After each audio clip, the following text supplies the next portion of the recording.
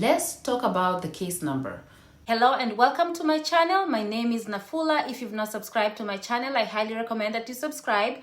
But if you've already subscribed to my channel, I just want to say thank you for subscribing and thank you for watching my videos. So you check your visa bulletin and maybe your case number is 4,000 or 3,000.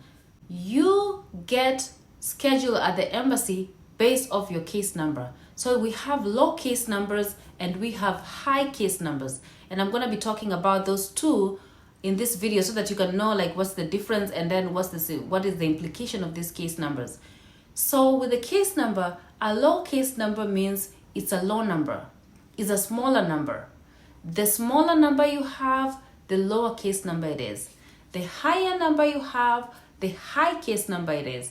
So if you have, for example, somebody with a 2,000 case number, that's a low case number compared to somebody with a 50,000 case number. That's a high case number. And somebody with a 100,000 case number, that's very high case number. So your case number, the low and the high depends on what number it is. The smaller the number, the lower the case number. The bigger the number, the high case number. Okay, so what I'm looking at right now, I'm looking at a letter, a 1NL, a letter of somebody who actually won the green card lottery. And I'm showing you this because I want to explain more about case numbers. So when you win the green card lottery, you will get a letter like this. And then it'll have your name over here. As you can see, it has a lot of information. But then we're looking at the case number. And where do you find your case number? So the case number, usually this person won the green card lottery in 2016. So it says case number right here. And usually because they're from Africa, if you've not watched my video that I posted yesterday about case numbers, maybe start watching that to understand the regions and how they are allocated. So this person won the green card in 2016. And as you can see from Africa, it's 2016 AF and then 0000. And then the case number is, hidden for privacy. But then the case number, this is where you get your case number. So the case number is up here. And also is usually down here in bigger letters. So 2016 AF and then the case number. So this is the case number you'll be looking at to determine what the case number you have. And depending on it, the case number can be low or high, as I've explained in this video. Probably you're asking yourself, so the high and low case number, what does it matter? I already won the green card lottery, so why do I need to know the case number? These case numbers are important because it can determine if you'll get your visa, if you'll get scheduled. That's the importance of the case number. If you have a high case number like 100,000, you might win the green card lottery and you might not be scheduled for an interview, which means you will not get a visa. So that's why it's important to consider the case number. If you have a low case number, chances are very high you'll be scheduled for an interview. Like I said, for the visa this year, it's already at 50,000, 52,000. So anybody with a 52,000 and lower case number, they're eligible to be scheduled at the embassy. Now that we understand what a case number is, let's look at a visa bulletin. How do you even get the visa bulletin? So usually when you go to Google, you can just type visa bulletin for May 2024 or whatever month you're on, and then it brings you to this page. And just make sure it's travel.state.gov to make sure you're in the correct and legit website. So for this, you'll see a lot of information. This does not apply to you. So you can just go all the way at the bottom to see where the DV lottery visa bulletin is. And as you can see here, it gives you the region and then it gives you, the number that's current. And then because the number does not apply to all countries in that region, there's a little breakdown over here that shows you what number is in those countries that are an exception. So for the visa bulletin for May, like you see here, it says for May. So for May, the visa bulletin, at the time of making this video, it was 52,000. So May, 52,000. So if you're from Africa and your case number is 52,000 or lower, you can be scheduled for an interview. And then we see these countries that are in exception. So if you're in Algeria, Egypt, Morocco, it's going to be different. There's different numbers. So 35,000 or lower in Morocco, 32 or lower in Egypt, and 51,000 or lower in Algeria. But the rest of Africa is 52,000. Asia is 8,000 case number and below. Europe is 18,000 or below, and then or senior is like 1650 and below. And then you can come down here to see the visa bulletin for June. So for June, the number is 57,000.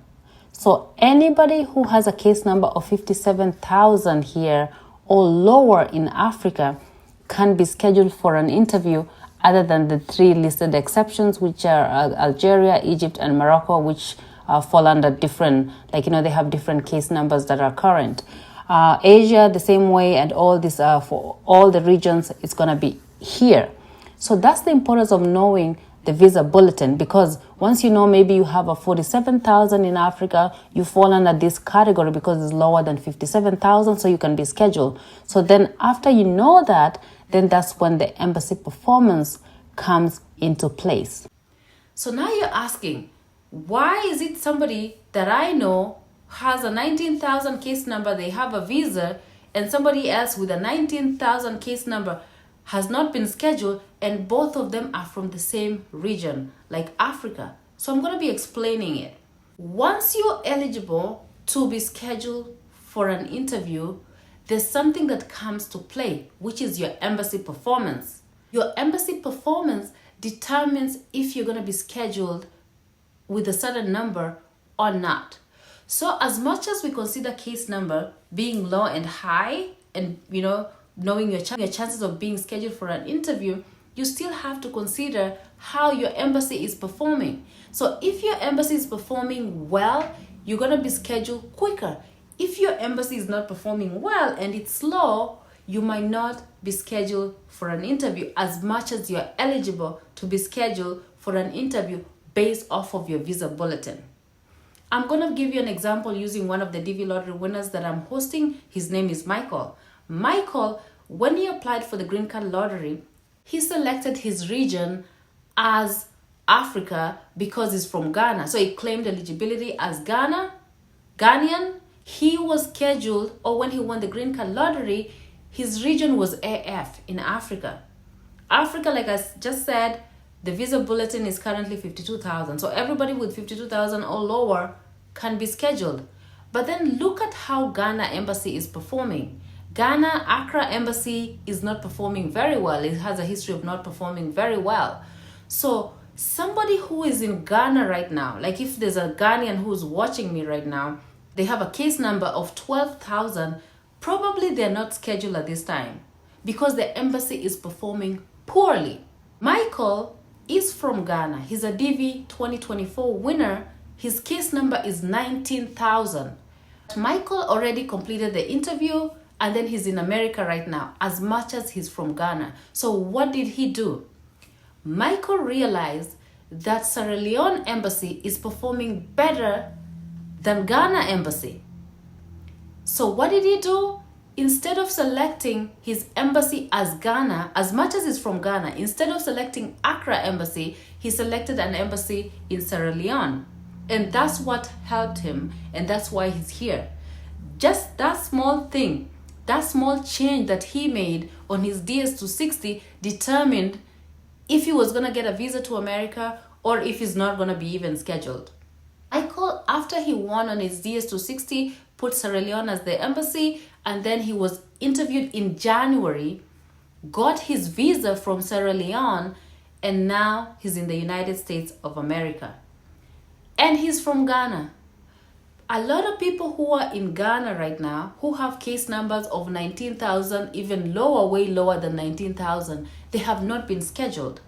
So that's the only importance, like when you need to look at your case number. I know it sounds a little bit complicated, but once you win and you look at your case number, it's important to see how your embassy is performing so that you can know where to schedule the interview.